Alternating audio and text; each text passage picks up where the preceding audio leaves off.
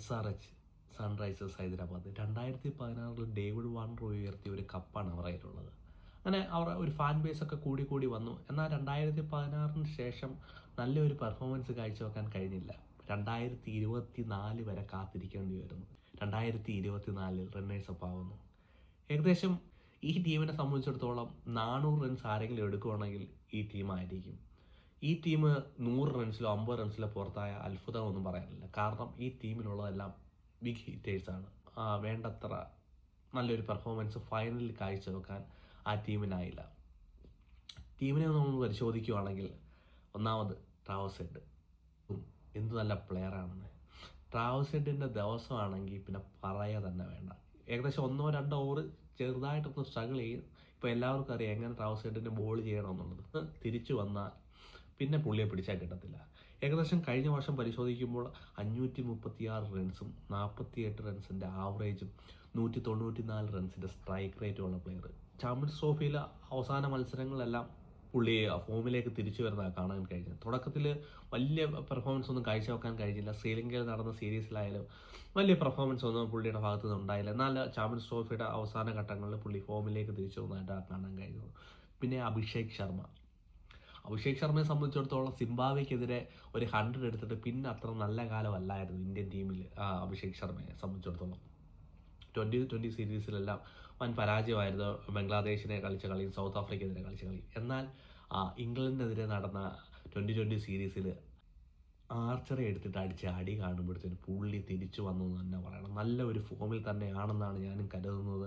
England സീരീസിൽ ഒരുവിധം നല്ല പെർഫോമൻസ് പുള്ളിക്ക് കാഴ്ചവെക്കാൻ കഴിഞ്ഞു. ഈ 2 എണ്ണം കൂടെ അവിടെ നിന്ന് കഴിഞ്ഞാൽ ബോളർമാരെ സംബന്ധിച്ചിടത്തോളം അവരുടെ ശവപ്പറമ്പായിരിക്കും. എവിടെ എറിഞ്ഞാലും അടിക്കുകയും ചെയ്യും. അഭിഷേക് ശർമ്മയെ സംബന്ധിച്ചിടത്തോളം ട്രാവസ് ഹെഡിനെ കുറിച്ചുള്ള ആ ഒരു ഡിലേ ഇല്ല. ആദ്യത്തെ ഫസ്റ്റ് ബോൾ തൊട്ടേ അടിച്ച് കളിക്കാനാണ് അഭിഷേക് ശർമ്മ ശ്രമിക്കുന്നത്. അതുകൊണ്ട് അഭിഷേക് ശർമ്മയെ സംബന്ധിച്ച് എങ്ങനെ ബോൾ ചെയ്യണം, എവിടെ ബോൾ ചെയ്യണം എന്നുള്ള കാര്യത്തിലായിരിക്കും ബോളർമാർക്ക് സംശയം.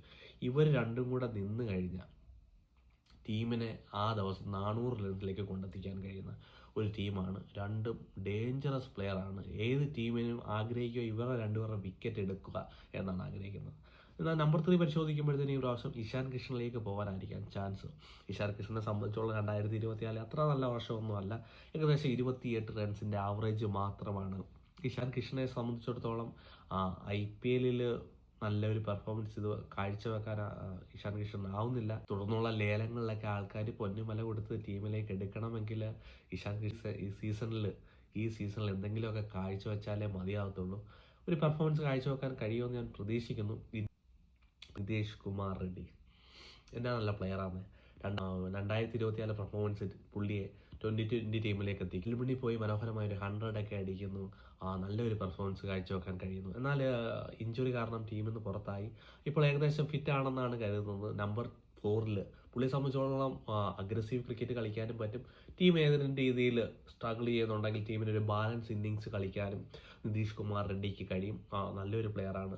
ബോൾ കൊണ്ടായാലും 1-2 ഓവർ ബോൾ ചെയ്യാനും കഴിയുന്ന ഒരു നല്ല പ്ലെയർ തന്നെയാണ്. നമ്പർ 4 എന്തുകൊണ്ടും പുള്ളി നല്ലൊരു ഓപ്ഷൻ തന്നെയാണ്. പിന്നെ നോക്കുകയെങ്കിൽ ഹെൻറിക് കാൾസൺ. പുള്ളിയുടെ ദിവസമാണെങ്കിൽ പുള്ളി വിചാരിക്കുന്നിടത്ത് ബോളർമാർ ബോളിട്ട് കൊടുക്കും. പിന്നെ പുള്ളിയെ പിടിച്ചാൽ കിട്ടത്തില്ല.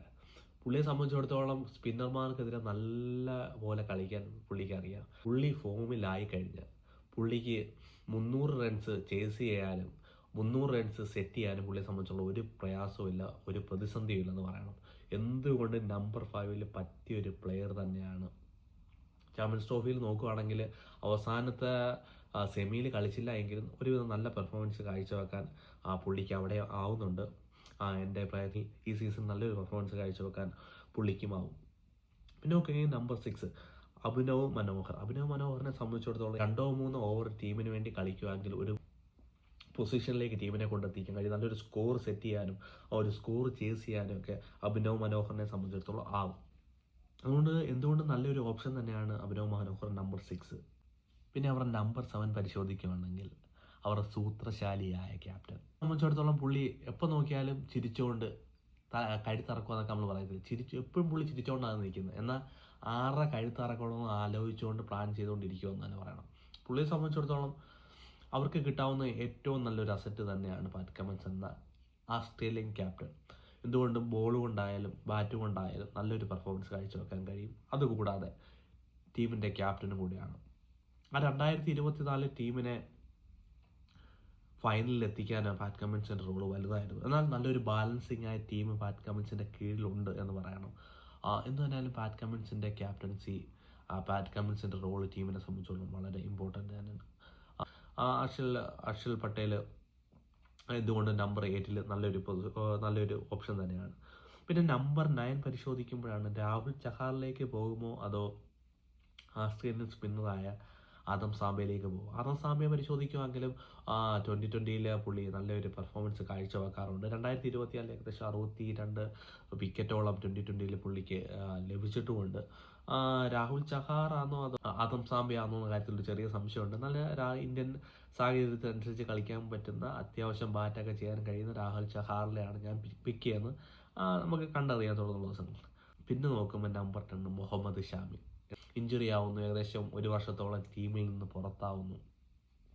ഇംഗ്ലണ്ടുമായിട്ടുള്ള സീരീസിൽ വരുന്നു. എന്നാൽ അത്ര നല്ല പെർഫോമൻസ് ഒന്നും കാഴ്ചവെക്കാൻ കഴിഞ്ഞില്ല. നമുക്കെല്ലാവർക്കും ഒരു ഡൗട്ടായിരുന്നു ചാമ്പ്യൻസ് ട്രോഫിയിൽ ഷാമിക്ക് വേണ്ടത്ര പെർഫോമൻസ് കാഴ്ചവെക്കാൻ കഴിയുന്നത്. എന്നാൽ 9 വിക്കറ്റ് എടുത്ത് 2ാം സ്ഥാനത്ത് ചാമ്പ്യൻസ് ട്രോഫിയിൽ നിൽക്കുന്നു. ഇന്ത്യയെ ഒരുവിധം എല്ലാ കളികളിലും ഭേദ പെർഫോമൻസ് കാഴ്ചവെക്കാൻ മുഹമ്മദ് ഷാമിക്കായി.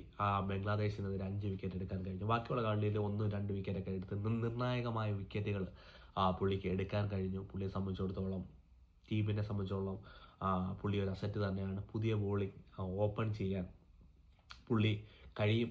പുള്ളിയുടെ കൂടെ ചേർന്ന് അർഷൽ പട്ടേലിനോ പാറ്റ് കമ്മിൻസിനോ പുതിയ ബോൾ ഓപ്പൺ ചെയ്യാൻ കഴിയത്തില്ല. അതുകൊണ്ട് ഞാൻ വിചാരിക്കുന്നു പുതിയ ബോള് ചെയ്യാൻ അവർക്ക് രണ്ടുപേർക്ക് ആവത്തുണ്ട്. ഞാൻ ജയദേവിലോട്ട് പോവുകയാണ്. ജയദേവിന് ചിലപ്പം പുതിയ ബോൾ ഓപ്പൺ ചെയ്യാൻ കഴിയും. അതുകൊണ്ട് എനിക്ക് തോന്നുന്നു നമ്പർ 11 അവർ ജയദേവിലേക്ക് പോകാനായിരിക്കും ചാൻസ് കൂടുതൽ. അല്ലെങ്കിൽ ചിലപ്പോൾ ആ പൊസിഷനിലേക്ക് ആദം സാംബയെ കൊണ്ടുവരാനും ചാൻസ് ഉണ്ടായിരിക്കും. കാരണം പാറ്റ് കമ്മിൻസ് ചിലപ്പോൾ മുഹമ്മദ് ഷാമിയോട് ഓപ്പൺ ചെയ്യാം. സ്പിന്നർമാരും അഭിഷേക് ശർമ്മയ്ക്കൊക്കെ ബോൾ ചെയ്യാൻ കഴിയും. അതുകൊണ്ട് ഏകദേശം ഈ ടീം പരിശോധിക്കുകയാണെങ്കിൽ ഏകദേശം ഒരു ബാലൻസിങ് സൈഡ് തന്നെയാണ്. ഈ ടീം പ്ലേ ഓഫിൽ വന്നില്ലെങ്കിൽ മാത്രമേ ഉള്ളൂ അത്ഭുതം.